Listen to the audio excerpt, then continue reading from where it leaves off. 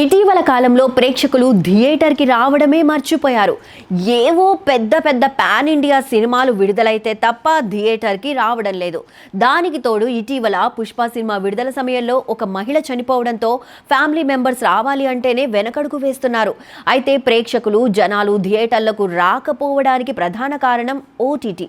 Cinema విడుదలైన నెల రోజుల్లోనే ఈ సినిమా ఓటీటీలోకి వస్తుండటంతో ప్రేక్షకులు థియేటర్స్కి రావడం లేదు. ఇంకా కొన్ని సినిమాలు అయితే విడుదల అయిన 1 లేదా 2 వారాల్లోపే థియేటర్స్ లో దర్శనమిస్తున్నాయి. అలాగే సినిమా రిలీజ్ అయిన నెల రోజుల్లోనే ఓటీటీలోకి వస్తుండటం, ఏ ఓటీటీలోకి వస్తుందో థియేటర్లో ముందే వేసేయడంతో సినిమా రిలీజ్ రోజే అది ఏ ఓటీటీలోకి వస్తుందో తెలిసిపోతుంది. దీంతో నెల రోజుల్లోకి పలానా ఓటీటీలోకి వచ్చేస్తుంది కదా అని జనాలు థియేటర్స్ కి రావడం తగ్గిస్తున్నారు. అయితే తాజాగా దిల్ రాజు దీనిపై స్పందించారు.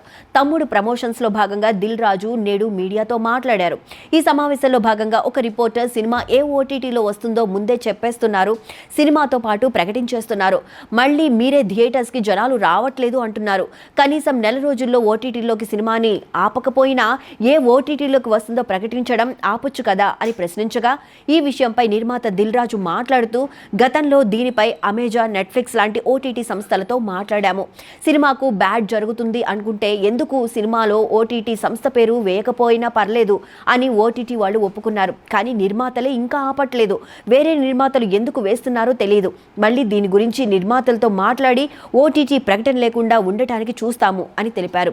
మరి దిల్ రాజు నిర్మాతలతో మాట్లాడి ఓటీటీ ప్రకటన ఆపితే ఎంతో కొంత సినిమాకు మంచి జరిగినట్లే. అయితే ఇది ఓటీటీ ప్రేక్షకులకు షాకింగ్ న్యూస్ అనే చెప్పాలి. ఎందుకంటే సినిమా విడుదల తర్వాత ఆ సినిమా ఎందులో స్ట్రీమింగ్ అవుతుందో తెలుసుకోవడం చాలా కష్టం. మరి ఇక మీదటైనా ప్రేక్షకులు సినిమా థియేటర్లకు వెళ్తారేమో చూడాలి.